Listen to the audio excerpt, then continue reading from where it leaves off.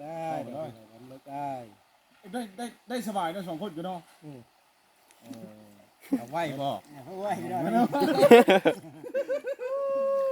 เจ้า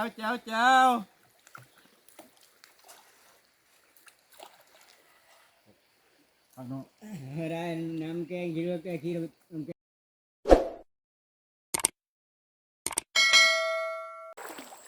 นี่สบายดีตอนเช้าสบายดีทุกคนวันนี้เฮาสิได้ไปหาตัดไม้ซอดมาเฮ็ดตูบทีมงานเฮานอนอยู่รถมันบ่หมดเดียวนะคน5 คนนอนรถ4 คนมันฮดกี่คูยปานไปเลยคืนนี้เฮาสิไปหาตัดไม้ซอดร้องน้ำลงมาก็ได้ขึ้นเฮ็ดตูบเพื่อเฮามาเถอะนามันก็เฮาก็นอนตูบเฮาก็มันสบายไปปะนี่ไปตัดไม้ก่อนไม้ซอดนี่นะเห่าผู้แรกไปตัดทึ่งผู้แรกไม้นะบอดเฮาซื้อเบ็ดเมื่อวานนี่ผู้แรกเฮาก็สิได้ร้องน้ำลงมาขึ้นเฮ็ดแพร่มาไปเฮ็ดตูบทุกคนเลยปลาไปซอดกันหลายทุกคนเลยเฮาสิตัดไปเฮ็ดตูบนอนเพื่อมาเถอะนามันสบายหมดอยู่บนเสาเฮากับมันสิได้มาดูอยู่นะป่านะ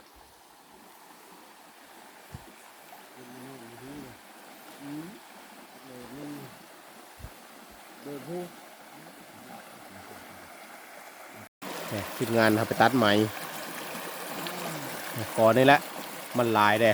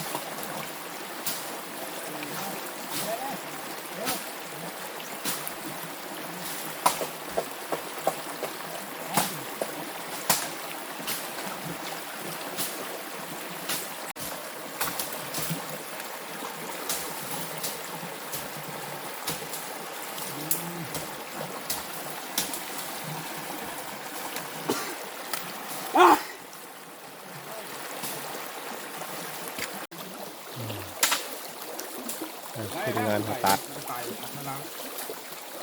ดเห็ดตูบเลยนะ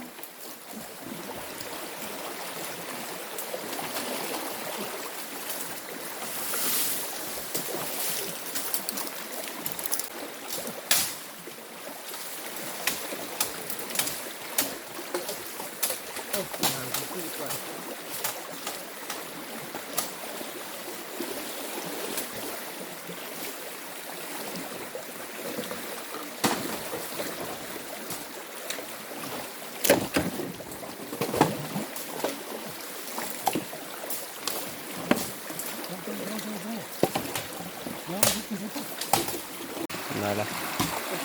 ก็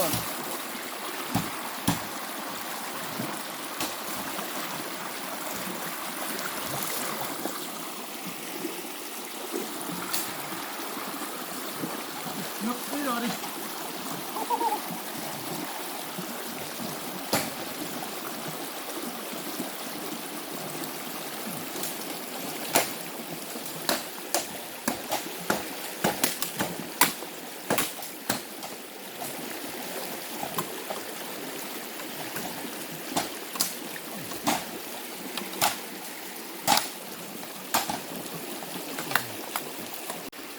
ไม้เขาก็ได้ลายเติมมาในวันนี้นะยาสิตีโกนเอาคือมัดเอานี่คือปะเอาคือไว้ดินมัดเอา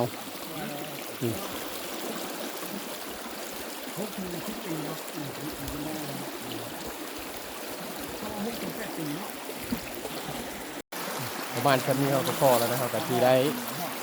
เอาคือไว้ดินตีโกนได้วันนี้นะตีโกนมัดเอาลองน้ำลงมือเฮ็ดตูบเลยวันนี้ หน่อยนึงเป็นละกะนั่นเลยหนังเลยอย่างข้ามีแต่ช้างหมดโอ้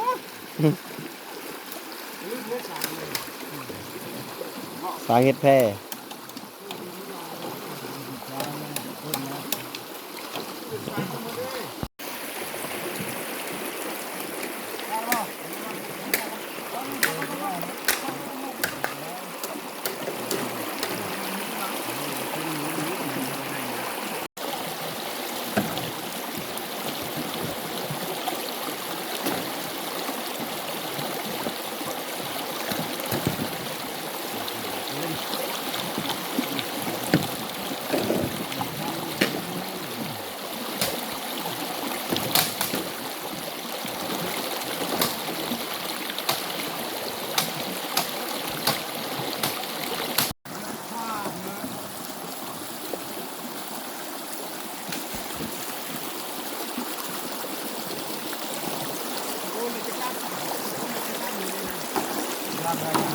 จะกล้ามโกนนี่ค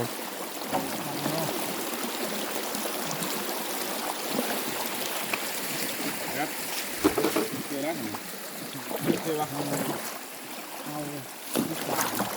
เฮ็ดเฮ็ด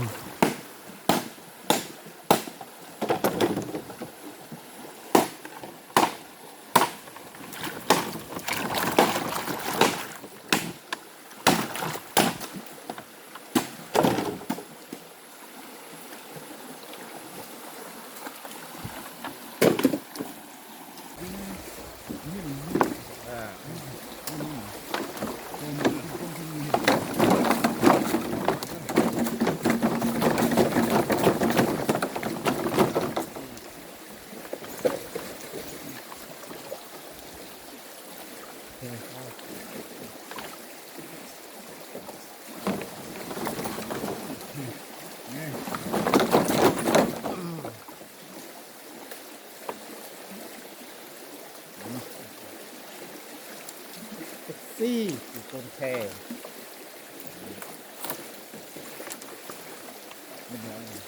ไม้นี้มีอายุ8 ปีถ้าว่าเฮามีตัดมันนะมันก็จะเดาะไปในตัวมันก็เลยคือมันทำมายุ่งนะตัดเอาไม้อันนี้มันล้อแค่เลย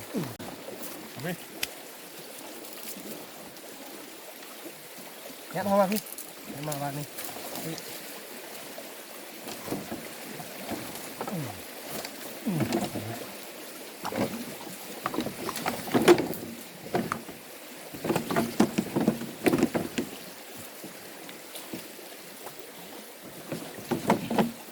โอ้ใหญ่นะบ่เนาะ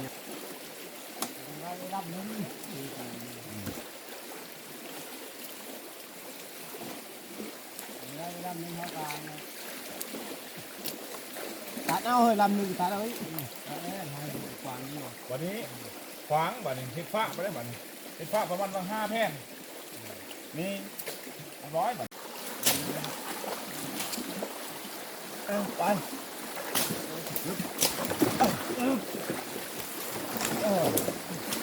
เอาลงไปมัดใส่กันเลยแบบนี้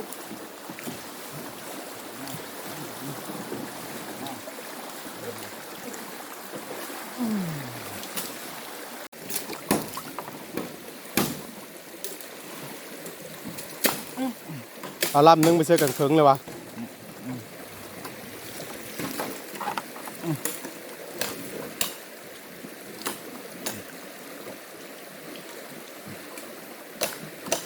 มันได้แล้วถึงได้เฉยแล้วนี่นะเฮ้ย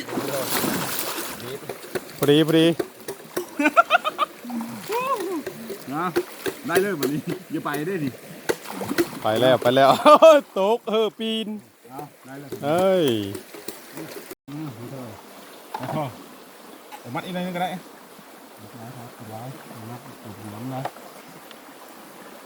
เพราะถ้าเขาบริเฮ็ดเยอะเพราะว่าเขาบริเฮ็ดขี้นะอันนั้นเด้ขี้อันเขาบริเฮ็ดเยอะเพราะว่าเขาบริขี้อันนี้อย่ามองนะเพราะว่าน้ำมันตื้นเด้มีไม่ท่อมาได้ดิ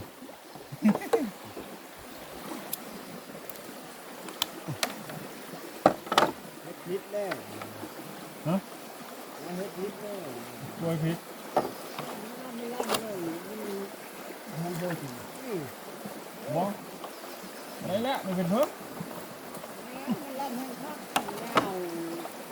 มันได้กี่ละเพิ่ม กันได้เฮ้ย บริเวณเท่านั้นเพิ่มมันเขาถือก็ได้หาใครนะ พ่อปะ มาแค่ก่อนท้าย ขึ้นเลยจับขึ้นเลยดิ 2 คนได้ป่ะ เฮ้ยได้เฉยแล้ว ได้ขึ้นไหม ได้อยู่ ไปผู้ก้มขึ้นหน้าผู้ไปก้อยแล้วผมผู้ นี่คือมันทับได้100 กว่าโลได้สบายได้ก็คือแล้วแค่ เอารถต้นไม้ที่ขับ มาแล้ว เดี๋ยวนี้น้ำลึกได้เดี๋ยวนี้ นึกเอ้ย ลึกได้น้ำลึกได้ ได้สบายได้2 คนอยู่เนาะ เอาไว้บอก เอาไว้ได้ เจ้า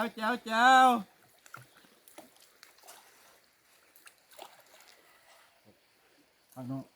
ได้น้ำแกงเยอะแกขี้น้ำแกง ตัวไปกรุงเทพพุ่นน่ะก็พอเบิ่งอยู่เนาะโอ้ยกินฮอดดีได้เฮ้ยกินฮอดดีได้เฮ้ยจบนี่เนาะเพิ่นกันเนาะ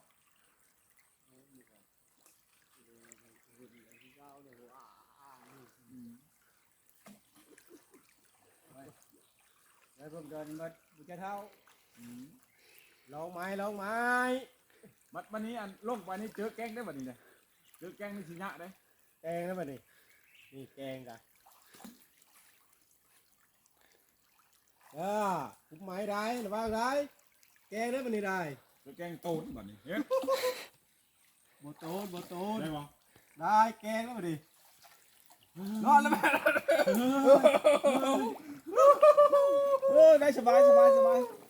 ล่บัดนี้ค่าอะไรก็ได้กันเอาบ่ได้บ่ได้เนาะ ขาแกงแล้วตื่นแล้วเดี๋ยวนี้นะ ไปเฮ็ด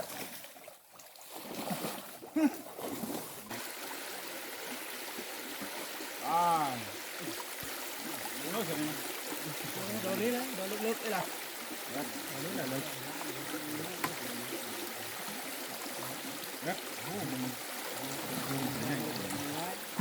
ขาแกงแล้วทุกคนเอ้ย แกงมานี้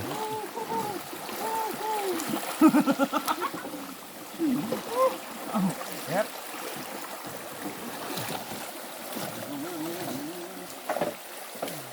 ไปบ้าง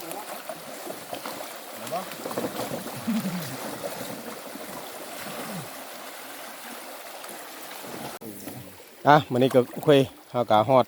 บอลที่เฮาจะเอ็ดตูบแล้วนะนี่เฮาเอ็ดตูบอยู่เทึงนี่เอามาแล้วก็เฮาสิหาไม้นี่ขึ้นมานี่คือไปเอ็ดตูบนอนแรง โอนเลยบอกลืมอ่อนเลยอ่อนเลย ไม้อันนั้นมันจริง โกงเนาะนี่อาญาแม่น เท่าไรเฮ็ด ก็สิมันสิได้ไม่ได้นะ มันสิแพ้บัดนี้ โอ้ย บันดอง แกะเอาเลยแบบ แบบ นี้ นี้ได้นะ ไปมา ตัวนี้ด้วยใหญ่ ประมาณนี้ กูจะกระเบะพอดีกระไรจาก แล้วกันนับบันแลบันนับ โบ้นักนะทุกคนเลยน้ำเฮา มุมนี้เลย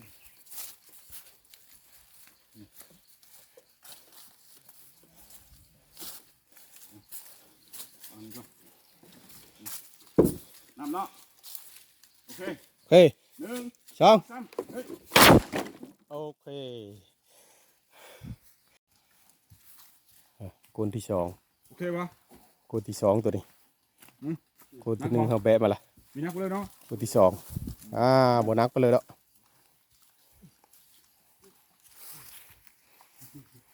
โอเคเลยเนาะสบาย โอเคพอแล้วใช่ไหม มุมนี้เลยเนาะนี่ พอแล้วใช่ไหม เนาะ เอาดูได้ มุมนี้เลยนี่ ตอนนั้นเลยขับ มุมนี้เลยมาอะไรให้กินอยู่นี่ อ่า นะมานี่สบาย เราจิปลูกอยู่รถนี้แหละตูบนี่ เอาอัน มันจะมีหมไม้หมอย่างแน่ น้ำเฮ้ย เฮ้ย เอาอัน มันจะคักนะ ไม่งามนี่ไม่ตันนี่เนาะ ตอนนี้เราได้ไปหาตัดเสาเมื่อก่อนนะเสามันยังบ่พอสองเสาตัวหนึ่งเสาสองเสานะเขาเฮ็ดกระตับกับกุ้งไม้วันนี้เขาจะไปตัดลักมันก่อนนี่ไม้เขาจะเอ็ดเสาตูบเขานะเขาจะตัดก่อนวันนี้ไม้เขาได้ตัดแล้วนะเสาตูบเขานะเขาจะเฮ็ดตูบ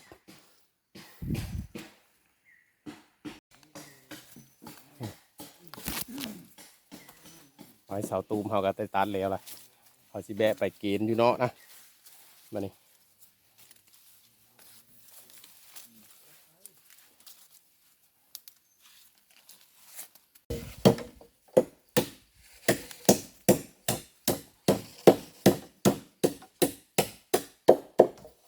ลุงเพิ่นทานได้เงินเจ็ดแบบ10 ล้านคือตะดอนเพิ่นบ่เพิ่นไปใส่ขายเพิ่นเป็นคนผู้เดียว แห้งขี้ขายแล้ว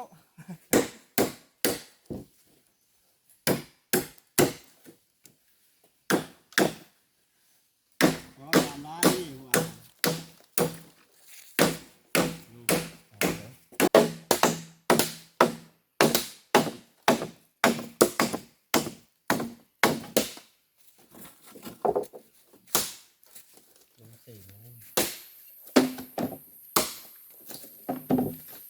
นี่ขายพันเลยที่ครับ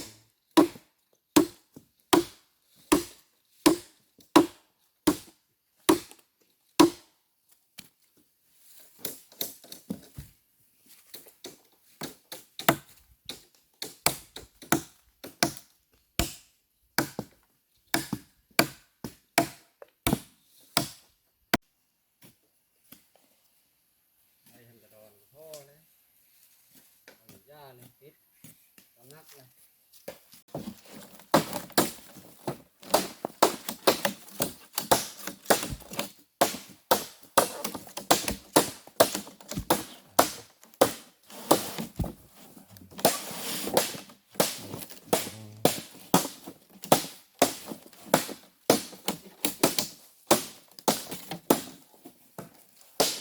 เอาไหมนะ นี่นั่นได้กระลืบเอ้ยนี่รักนี่มันน่ะเออ คิด กำลังเต้วมามีบอกกับไฟ นี่บ่ เฮ็ดไปเฮ้ย นี่ล่ะ เออ ดี เบลซากกูเทะแล้วมึง นี่ตัวนี้กันเนาะ เอาไม้ใต้งามมา ถ้าลายได้เดี๋ยวนี้ก็ได้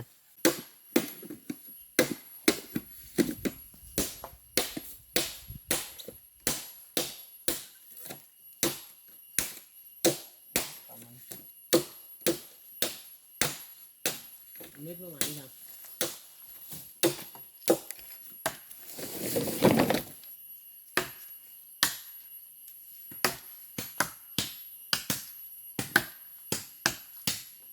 โอเคป่ะโอเค อืม ไปได้ไป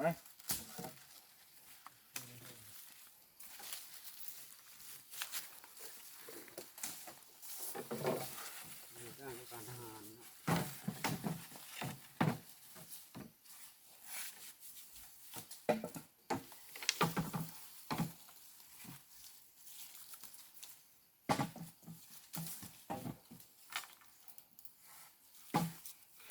เ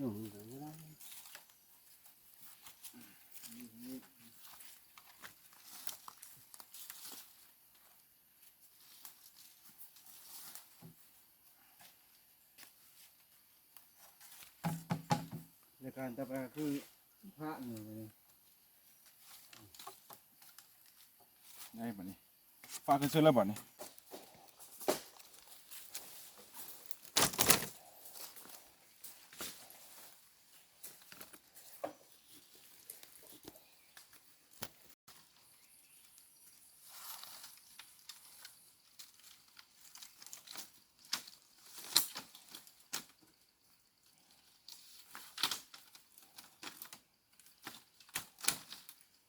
เน็บมาหอมมันหอมเนาะ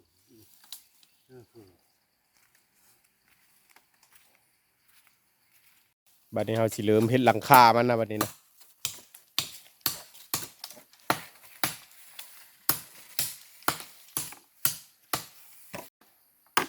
เฮ็ดหลังคามันนะทุกคนเลยบัดนี้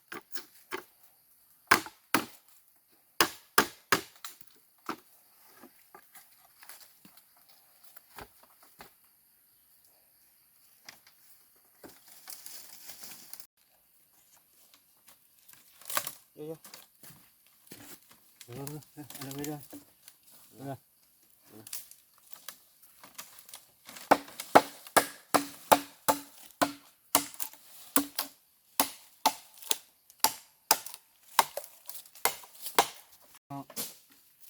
บ่งานผมทำตัวนี้พอดีเอาลงมาหูกันบ่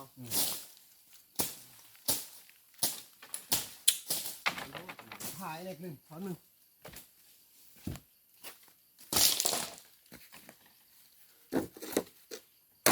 ต้นนี้แล้ว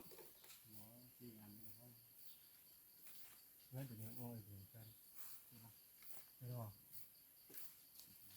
อันนี้ก็เดี๋ยวโหเดี๋ยว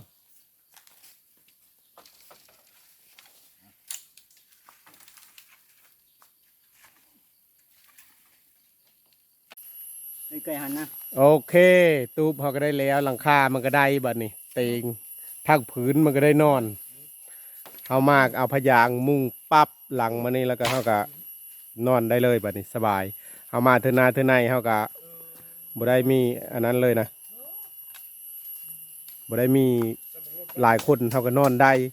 4-5 คนก็นอนรถแน่นอนเตียงแน่เฮามางวดหน้านะมันก็สบายเอาเฮ็ดไว้แหละตอนนี้เราก็ได้ดังไพ่ไว้นะเราก็เฮ็ดตูบเฮ็ดไปเลยแล้วเราก็จะได้ย้ายมาพี่วันนี้นะย้ายมาอยู่พี่ละตูบเราก็แล้วแล้วเราก็ดังไพ่ปลาไว้